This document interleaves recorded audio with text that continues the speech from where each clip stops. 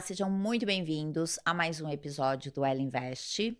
E hoje eu vou conversar aqui com uma entrevistada super especial, a gente vai aprender muito com ela. Mas antes, eu quero pedir para você acessar as nossas redes sociais, seguir e colocar lá seus comentários, suas dúvidas e principalmente da minha convidada especial, se você tiver alguma dúvida, alguma curiosidade, já anota aí que tanto eu quanto ela a gente pode responder depois, tá bom? Porque eu tô aqui com a querida Isa Souza. Isa, obrigada por ter aceito o convite para esse bate-papo. Sou eu quem agradece, muito obrigada. É um prazer enorme estar aqui com você nesse podcast que já é um sucesso. E eu tenho certeza que a gente vai fazer boas trocas hoje. Não tenho dúvidas disso, até porque eu estava lendo um pouquinho da tua experiência aqui. Olha, você é CEO, é fundadora do Instituto Seja. Você é mãe, gestora, mentora, escritora, enfim, a gente sempre fala que mulheres têm multitasks, né? Muitas tarefas. Você tem formação em marketing, tem também o MBA aí em marketing, né? Enfim, além disso, você é certificada em coaching profissional. Olha só, tem mais de 20 anos de experiência em gestão, performance, em vendas e pessoas em empresas multinacionais como a Natura, cosméticos. Enfim, a gente vai falar muito disso. A gente estava conversando um pouquinho nos bastidores, né? Um pouquinho Uhum. sobre a tua experiência aí, Sim. principalmente nessas empresas. E eu fico muito feliz de você estar aqui, principalmente nesse momento de carreira que você está. Queria que Sim. você falasse um pouquinho da tua trajetória, para a gente situar, para você colocar os principais pontos aí. Com certeza. Então, eu estou super feliz de estar aqui nesse momento em específico, que eu estou em transição de carreira. Fiz uma carreira muito especial aí, mais de 20 anos em mundo corporativo, trabalhando com gestão de pessoas, gestão de performance, vendas. E nesse processo, passei por grandes empresas como, por exemplo, o Bob's Fast Food, eu acho que você já ouviu falar, Uhum. Natura Cosméticos. E assim, tenho 35 anos, mas sou uma mulher de experiências assim, como que eu posso dizer, de longa duração. Estou há 9 anos na Natura e já ia fazer 10, né? Mas estou passando por esse processo, como eu falei, de transição. E nessa trajetória toda, eu acho que o que mais eu pude aprender e que hoje está se tangibilizando na minha empresa é cuidar de pessoas, é olhar para o capital humano e Uhum. saber investir da melhor forma, extrair o melhor das pessoas e tangibilizar isso em resultado, em vendas e fazer uma relação de ganha-ganha entre as empresas e as pessoas. Então, é uma relação em que ambos ganham. Que bacana. E é exatamente isso, né? Que se a gente cuida das pessoas, se a gente entende o cliente, entende a ponta, eu acho que isso facilita, né? A gente fala muito de jornada de cliente, experiência do cliente. Nada mais é do que você também ter aquele foco, aquela atenção, saber ouvir, saber entender e até conseguir aí, de alguma forma, trabalhar melhor esses canais de vendas, principalmente quando a gente fala dessas empresas, né, Isa? Com certeza. E a principal ponte entre a empresa e os clientes são as pessoas que estão ali executando os processos, que estão ali se conectando. Então, eu acredito muito no poder da transformação de dentro para fora. E é por isso que fundei o Instituto Seja. Ele é uma instituição que foi criada para inspirar vidas e transformar negócios. O que isso quer dizer? A gente vai lá dentro das empresas e trabalha os seres humanos que estão ali dentro para extrair o melhor deles. O desenvolvimento humano é o como, mas a gente entrega performance. Então é isso que a gente tem trabalhado e fazendo muita gente feliz. Mas o que que é o Instituto Seja? O Instituto Seja é uma organização de capacitação, Uhum, de treinamentos corporativos. A uhum. gente vai até as empresas e lá faz a capacitação. Nessa capacitação, a gente desenvolve primeiro as pessoas para depois os processos. A gente chama isso de método MAR, que é mensuração, ação e resultado. Mas é focado em vendas direta ou tem um Não, não. aí é É, venda direta é onde eu estava, né, na uhum. Natura, mas essa minha empresa, ela trabalha com médias e grandes empresas. Então, a gente é Então de todos os segmentos, de então todos os maravilha. segmentos. E Uhum. como a gente trabalha o capital humano dentro, a gente não tem assim um nicho específico, por exemplo, a gente trabalha só com equipe de vendas ou só com a logística. Não, a gente atua com a empresa como um todo. Geralmente a gente vai departamento por departamento e faz como que eu posso dizer, uma oxigenação do modelo mental, trazendo esse colaborador para um olhar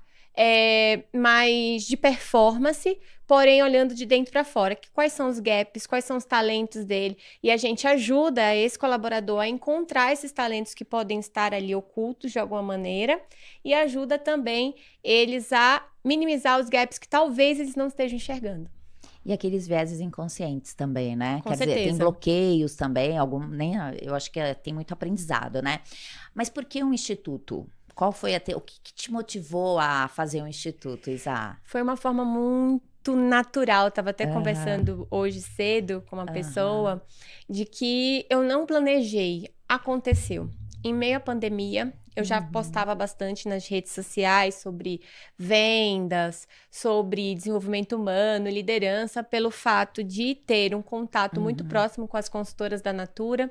Então, eu tinha uma rede de contatos lá e ganhei uma visibilidade nesse segmento. E uma amiga, que tem uma rede de clínicas odontológicas, me chamou para ajudá-la ali no processo de motivação. Ela falou: Isa, eu vejo que você posta tanta coisa legal, vem aqui na empresa, a gente está passando pela pandemia, todos nós estamos, e a gente não está conseguindo se adaptar, e principalmente a minha área de vendas. E aí eu fui lá, apliquei esse treinamento, não tinha nada pronto, fui criando, entreguei e deu muito certo. Que bacana. E aí ela me indicou para um amigo médico que também tinha uma rede de clínicas.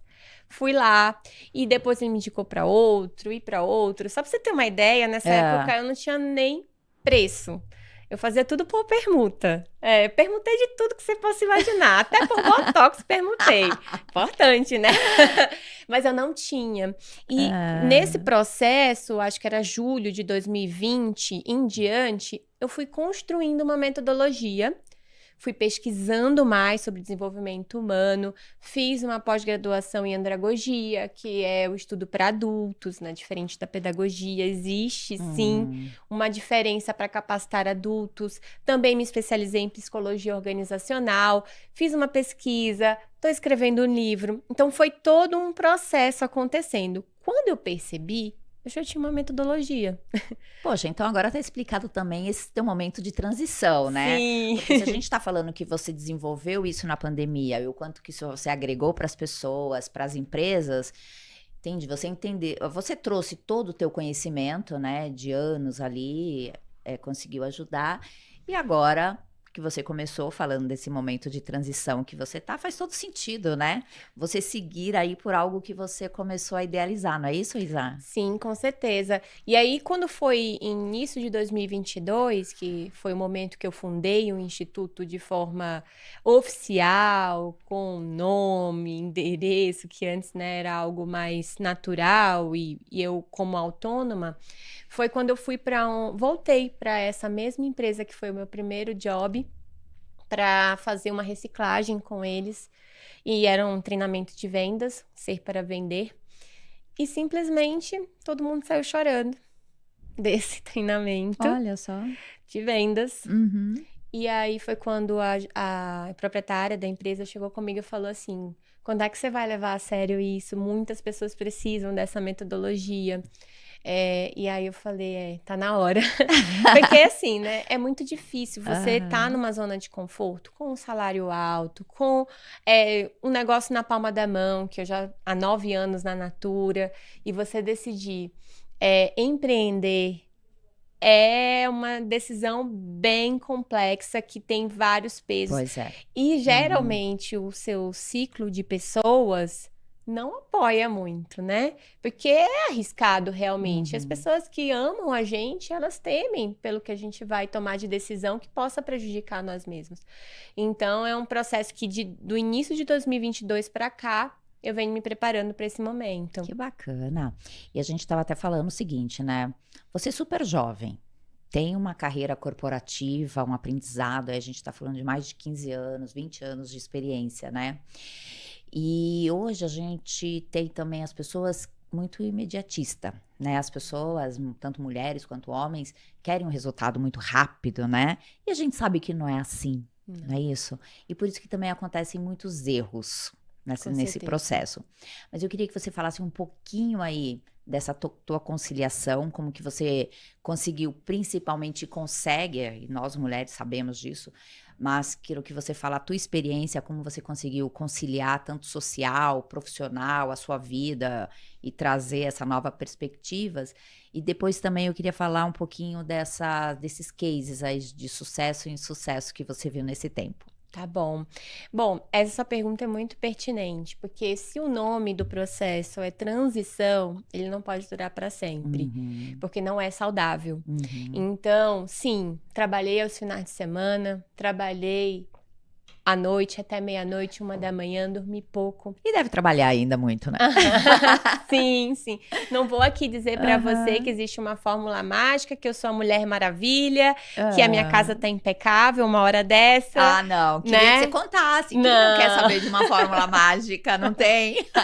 Então, não tem, mas existe sim, você tá disposto ao processo, entendendo que ele tem início, meio e fim. Tá. Né? E aí eu falei, bom, eu vou me dar 2, no máximo 3 anos para viver essa loucura. Então, quer dizer, planejamento. Com Foco, planejamento. Total. E aí precisei sim me planejar, porque senão eu não ia conseguir conciliar tudo. Consigo, mas existe um preço a se pagar, porém com muito planejamento. Então, o que eu fazia? Atendia meus clientes nos finais de semana e à noite, para não comprometer o meu horário com a Natura. Porém, muitas coisas eu precisei delegar. Então, foi o primeiro ponto que eu tomei de decisão. Ok, vou levar isso a sério, abrir essa empresa, eu preciso de pessoas comigo. Sozinha eu não vou conseguir. A gente vê muito o empreendedor, quando está começando, dele ser o eu-keep, né?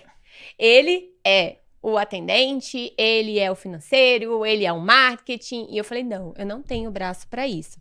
Então, contratei uma pessoa para me ajudar, minha assessora, que eu chamo ela de Alexa. Ela cuida de tudo para mim.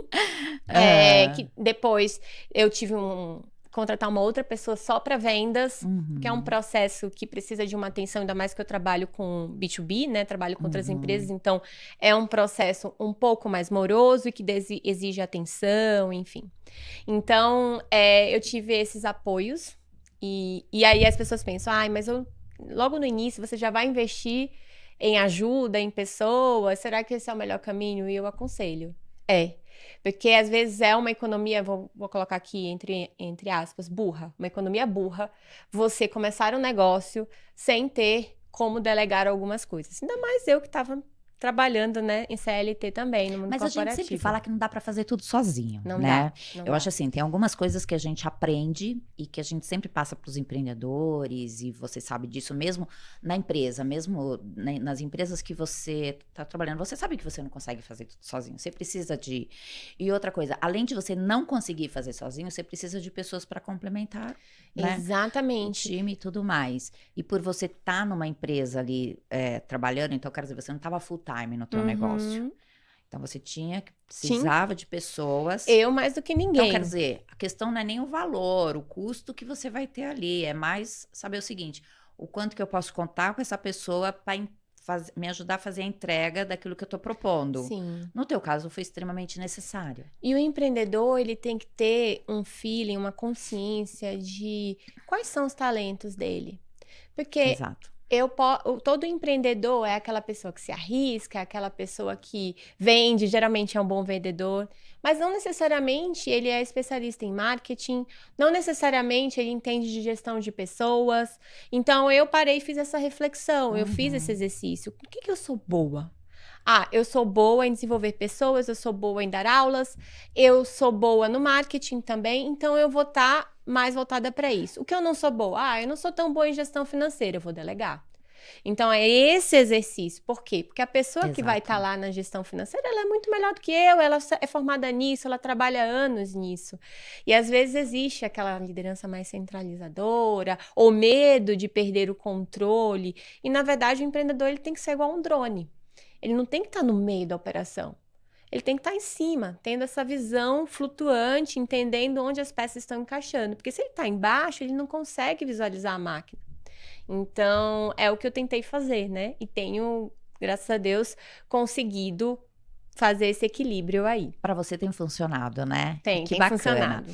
Por você trabalhar bastante com pessoas e principalmente nesses treinamentos, nessa forma de liderança, de ajudar as pessoas e as empresas a se capacitarem, mas também alcançar sucesso, que é super importante, né? Onde que você entende que são os principais erros ali, que a gente consegue traçar, puxar alguns exemplos que precisam ser melhorados, que a maioria das pessoas cometem, sabe aquelas... Queria que você falasse um pouquinho disso. Com o maior prazer. Eu acho assim que o primeiro ponto que qualquer gestor de pessoas deve colocar na cabeça é que as pessoas, elas não se movem pelo interesse da empresa. É duro falar isso aqui para você, porque a gente às vezes fantasia um pouco isso de que é aquele colaborador que veste a camisa. Eu acho horror essa frase, inclusive. Eu acredito muito que as pessoas se movem pelos próprios interesses. Mas a empresa pode estar interessada nos interesses dele. Mas se você acha que as pessoas, então, não têm essa paixão pela empresa? Elas têm a paixão pela empresa, mas ela não se move apenas por isso.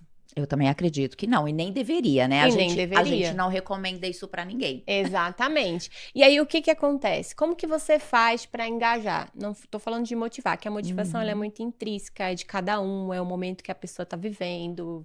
São várias variáveis, mas a empresa pode engajar. De que forma?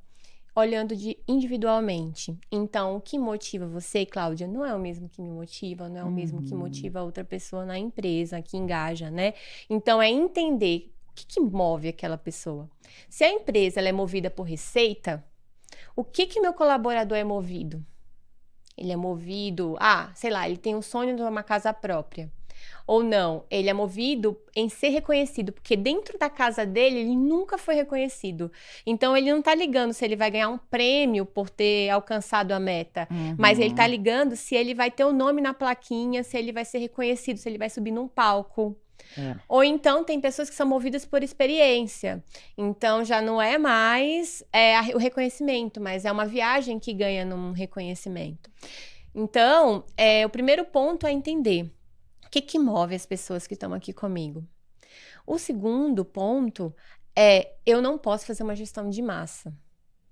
Então, a gestão de massa é assim, cria uma fórmula e todo mundo tem que seguir. E cada um tem um jeito diferente, tem habilidades diferentes. Então, é entender que habilidades cada um tem para colocar para jogo a favor do todo. Então, se eu tenho uma pessoa que ela é super criativa, mas ela é zero organização, que geralmente tem essa ponderação, o que eu vou fazer? Eu vou colocar essa criativa numa área que ela possa explorar melhor isso e vou trazer ela no fórum de pessoas, em uma reunião, para trazer o que ela faz para gerar essa criatividade, para que os outros possam aprender. Já a pessoa que já é mais analítica, eu vou colocar numa área de contabilidade, por exemplo, uma área que exige daquele talento dela, e vou colocar ela numa reunião para apresentar também o que ela faz para fazer uma boa planilha de Excel, por exemplo. Então, é um jogo de xadrez, vamos dizer assim, em que eu vou entender onde cada peça tem que estar e como essa peça ela vai jogar a favor da outra e do todo. Então, é mais ou menos isso que dentro das organizações eu levo. Mas quando a gente está falando de erros que as organizações elas cometem, e você colocou essa questão do propósito, de entender um pouquinho das capabilities de cada funcionário, de equipe, de fazer esse enquadramento. Os principais erros que você acha é não ter esse olhar na gestão individual, é isso? Isso, é fazer uma gestão de massa, achar que o colaborador vai se motivar por algo que não seja voltado para ele mesmo, né, seja em carreira ou nos sonhos que ele tem. Um outro erro também que eu observo bastante é a pessoa não ter escuta. Então, às vezes, a gente não consegue visualizar onde está o problema, mas não se abre para ouvir o que os colaboradores têm para dizer. Então, um outro erro é não ter escuta. Outro também que eu vejo bastante é não ter metas e objetivos claros, porque o óbvio nem sempre é óbvio. Não, óbvio, não existe, né? Exatamente. E aí a pessoa acredita que o outro entendeu, então falha de comunicação aí eu acho que é um dos Ah, eu principais também acho. motivos de problemas dentro das Uhum, organizações. Então, ter metas muito claras uhum, e tentar entender a forma que o colaborador entende. Então, fazer de diversos canais de comunicação, com uhum. diversas formas, deixando muito claro aí qual caminho seguir. Então, acho que esses são Bacana. um dos principais erros, né? Não deixar claro isso. E falando um pouquinho ainda nesse assunto, que eu acho extremamente importante, pegando um pouco a tua visão, o que a gente tem, né? E hoje em dia isso está latente, as empresas precisam, você está falando de canais de comunicação, de dar voz para o funcionário, para a equipe e tudo mais. É, eu acho assim, a gente precisa trabalhar muito algumas questões que o mercado tem colocado, principalmente quando a gente fala de diversidade, de assédio moral, de outras questões importantes. E as Sim, empresas, elas precisam ter esses canais não só para fazer aquela agradar o funcionário, fazer com que ele alcance, porque o funcionário também ele precisa fazer a parte dele. Tem com muitos que ficam certeza. só esperando a empresa, né? Sem dúvida E nenhuma. acaba saindo frustrado, mas ele também não fez a parte dele. Mas hoje em dia a gente tem uma questão que é muito criteriosa e a gente precisa trabalhar muito com isso, que é a questão de diversidade, assédio moral, a forma da liderança. É, como que você vê isso? Como que você atua? Ou como que na própria consultoria, ou na tua experiência, você acha que a gente consegue hoje, numa linguagem, né, transformar isso para as empresas, mas que isso também seja favorável para o funcionário, que ele tenha, além desses canais, tenha isso também para que ele possa, de alguma forma, quando se sentir invadido ou sentir alguma questão, ele possa ter essa comunicação. Eu acho extremamente importante, né? Com certeza, e essa é uma pergunta extremamente complexa de se responder, porque envolve cultura. E Uhum, cultura não é o dono que faz, são todos. uhum, Mas eu acredito muito numa conexão de cima para baixo, top-down. Então, não adianta a gente fazer políticas de diversidade, colocar ali uma cota para seleção, por exemplo, se lá os cabeças, os donos, os diretores, os gestores, eles não têm essa mentalidade. Porque aí a pessoa vai entrar e ela vai estar num não vai ter a ambiente conexão. sem conexão, às Uhum, vezes com hostilidade, com assédio moral, uma série de coisas. Então, acho que o primeiro passo é fazer essa educação de diversidade de cima para baixo uhum. e depois entender quais são os valores dessa empresa, né? Refazer realmente, porque quando nasce uma empresa, a primeira coisa que a gente aprende é fazer missão, visão, valores, que fica lá no site, máximo num Que é papel. papel, mas será que a gente vive isso? E aí, para a gente viver qualquer coisa, qualquer conceito, qualquer teoria, a gente precisa praticá-la. Exato. E aí, trazer isso para reuniões, fóruns, trazer isso para o dia a dia, através não só da fala, mas de atitudes, é fundamental. E Exemplos também, né? a inspiração tem que vir do Principalmente. alto. Porque não adianta a gente Uhum, ter. Eu já vi, hoje, a Natura, por exemplo, ela é uma referência nisso. E uhum. existe um núcleo dentro da Natura só de diversidade. Para trabalhar isso internamente e também com o consumidor final. E a gente vê lá dentro diversos comportamentos. Por quê? Porque a cultura ainda não absorveu isso como um todo. Então, é complexo, mas dá para fazer no dia a dia, trazendo sempre. Porque até também a gente não tem que ter tolerância a ambientes tóxicos, né? Com Eu acho que certeza. isso é fundamental e a gente tem que colocar. Eu acho que principalmente para nós, mulheres, a gente sabe que a nossa jornada ela é injusta, né? A gente tem que se provar muitas vezes. A gente tem muitas mulheres que até alcançar algum cargo, né, tem que se provar muito. Com Então, certeza. não colocar que essas metas realmente elas sejam favoráveis, né? E que, enfim, se não tem também, né, Isa? Não tem problema, vai buscar uma outra oportunidade no mercado, que não pode aceitar É situações isso. dessa forma, não é isso? Com certeza. É muito importante, às vezes, as pessoas falam, eu quero muito uma oportunidade de emprego, mas qualquer oportunidade que vier, eu estou precisando. Mas será que não é importante a empresa também entender se tem fit de cultura e de valor? para ambos. Então, hoje, quando eu faço processos seletivos, que a minha empresa ela também tem terceirização de serviço de recrutamento e seleção. A gente já entrega com o mindset concluído lá, o colaborador. E Bacana. nesse processo, a gente faz o inverso. A gente primeiro apresenta a empresa, tudo que ela pode proporcionar, quais são os valores, e a pessoa diz se ela quer continuar no processo ou não. Ótimo isso. Depois que ela diz que ela quer ou não quer, que a gente segue com o processo para entender quem ela é. E eu acho que esse inverso, a gente tem tido muito sucesso, assim, o turnover tem diminuído bastante nas empresas que a gente tá, mas eu acho que o principal é porque às vezes você faz todo um processo, a pessoa ela tem todos os atributos para aquela vaga, mas será que ela tem todos a cultura, o comportamento, o modelo mental que aquela empresa tem como valor? Exato. E aí, às vezes, perde tempo, dinheiro, fazendo um processo gigante, e a pessoa sai 2 meses depois, 3 meses depois. Que também não faz sentido, né? Não faz. Enfim. E me conta uma coisa, nesse teu mundo corporativo, nessa tua experiência, você teve algum momento de tensão? Você teve algum momento, assim, que foi extremamente decisivo para você? Tô vivendo ele agora. Tô vivendo. Tive alguns, mas eu acho que esse aqui é o principal, porque eu tô tomando uma decisão.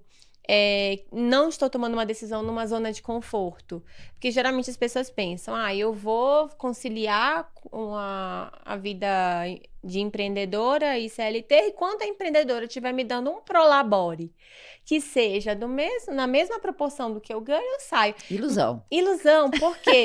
Porque eu tenho resultado de plano B. O meu tempo de dedicação é de plano B. Mas eu acredito muito que a partir do momento que ele for meu plano A, que vai ser muito em breve, eu vou conseguir ter resultado de plano A. Então, a gente precisa arriscar. É aquela história de dar um passo para trás para dar 2 na frente depois. Mas não dá para ser assim, na emoção.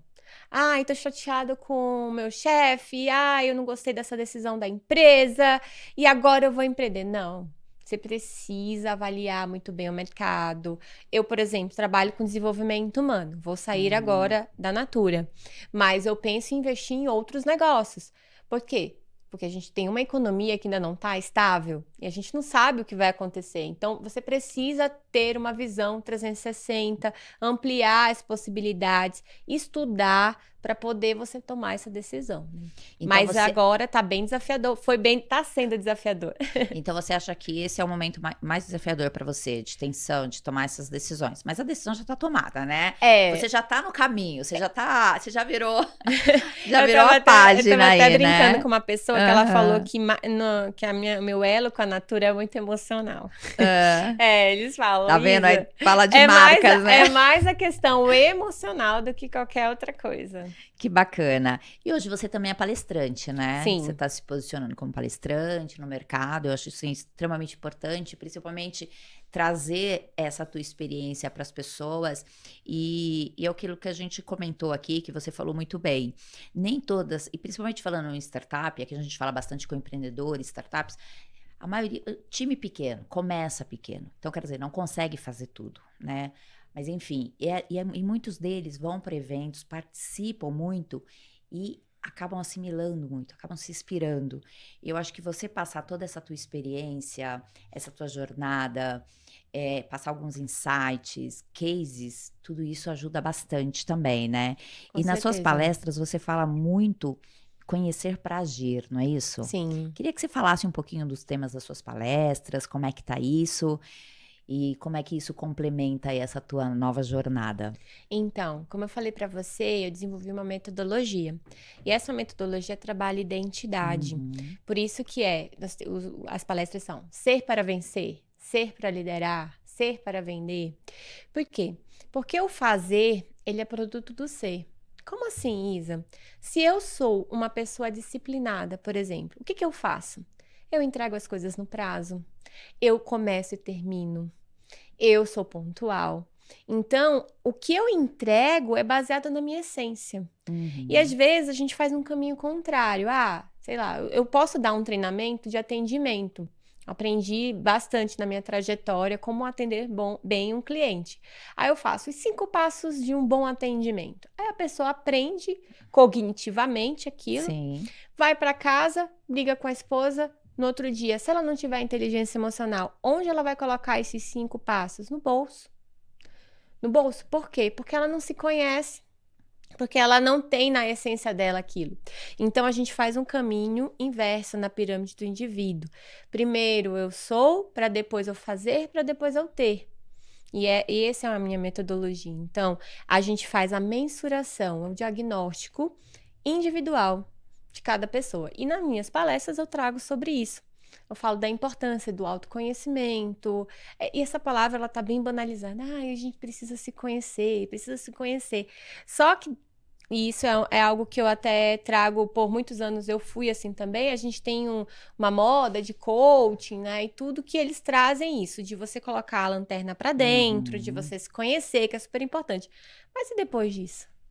E depois que eu descobri que eu sou uma procrastinadora, um exemplo. Se Aham. eu descobrir que eu sou uma pessoa com uma boa comunicação, ok, mas o que eu faço com isso? Então, dentro das minhas palestras, eu ensino o que ela faz com que ela tem de melhor. E o que ela faz para minimizar aquilo que não é tão bom. E para tudo. Por isso que tem o ser para vender, a gente fala o que eu preciso ser para vender bem, para trabalhar no comercial. O ser para liderar, o que eu preciso ver dentro de mim que pode melhorar a minha gestão. Então, é nesse lugar. E tem sido muito bacana, por quê? Porque a gente vai num lugar bem profundo das pessoas, sabe? E que a gente chama isso de acesso à consciência e ao Uhum. inconsciente.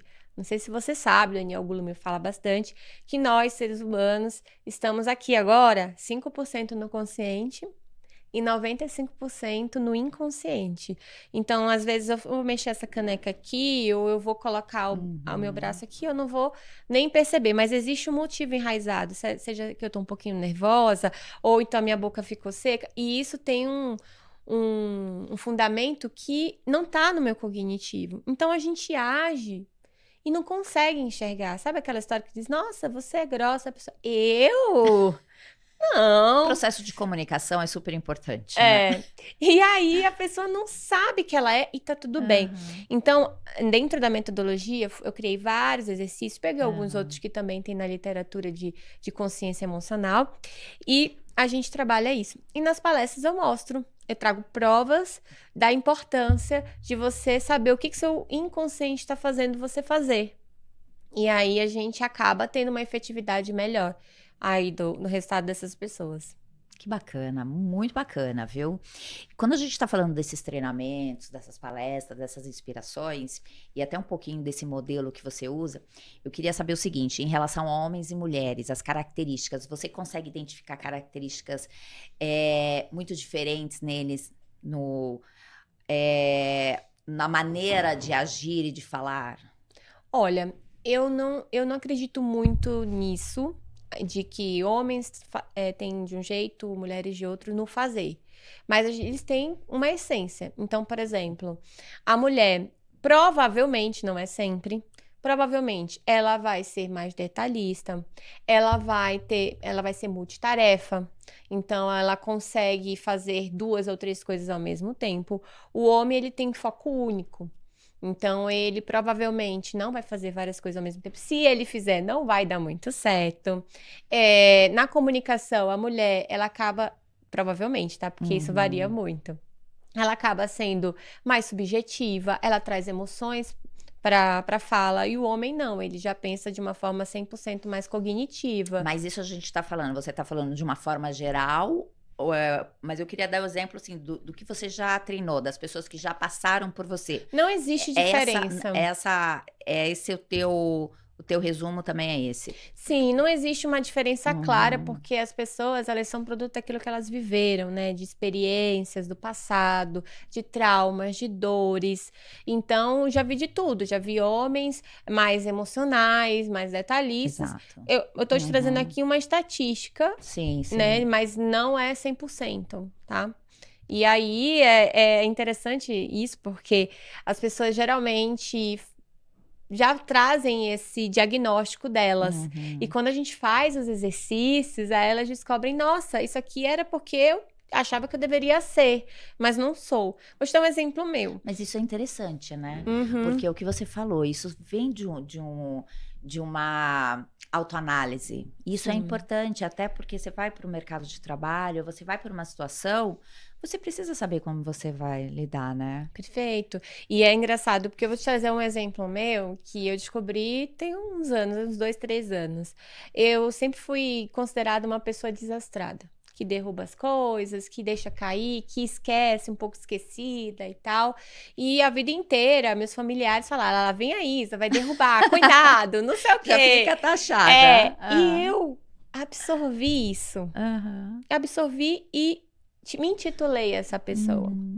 Só que fazendo vários estudos, me conhecendo mais, eu descobri que eu tenho um perfil de foco que é mais parecido com os homens. Uhum. O que isso quer dizer? Que eu não tenho habilidade de fazer várias coisas ao mesmo tempo. Eu tenho que fazer uma de cada vez. E eu tentava me enquadrar nesse perfil feminino, de que tá cozinhando, cuidando do filho, falando no celular, e não conseguia, e deixava tudo cair.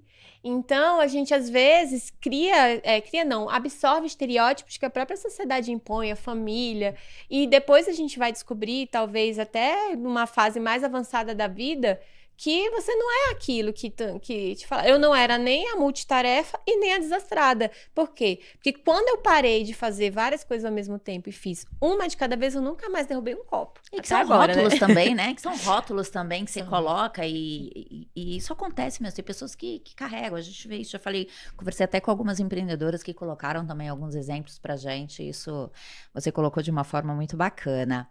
Isa, eu adorei ter você aqui. Obrigada. Eu queria saber como é que as pessoas te encontram, onde que pode ter mais informações, onde que consegue realmente fazer parte aí do teu time, crescer junto com você. Então, estou no Instagram, é isa.asouza, Isa com S, Souza com Z. Uhum. Também estou no LinkedIn, tenho o meu site, que é sejainstituto.com.br, e me procurem lá. Eu também levo bastante conteúdo nas minhas redes sociais, falando de pessoas, de comportamento, falando de empreendedorismo e de capital urbano. Então, elas podem me procurar isa.asouza no Instagram, vão encontrar bastante coisa. Eu vou ficar muito feliz que a sua audiência esteja lá comigo também. Ah, vai ser um prazer. E você também agora faz parte da mesma assessoria, né? A Pois gente está é. lá com o Johnny, na 7 Assessoria, que aí você está conduzindo as suas palestras, Sim. toda essa tua nova fase, né? Estou Tô- muito feliz de você estar no time, te desejo muito sucesso Obrigada. nessa tua jornada. E a gente vai se ver muitas vezes, hein? Ah, não tenho dúvida. É um prazer me convite de novo aqui para a gente conversar Claro. sobre outros assuntos. Estou muito feliz de estar com a 7 Assessoria, com o Johnny. Eu já estou me sentindo da família, hein?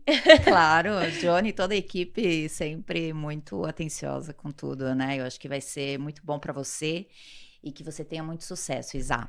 Muito obrigada. Obrigada aí pela oportunidade de estar aqui com você também. Um prazer enorme. Obrigada, é isso.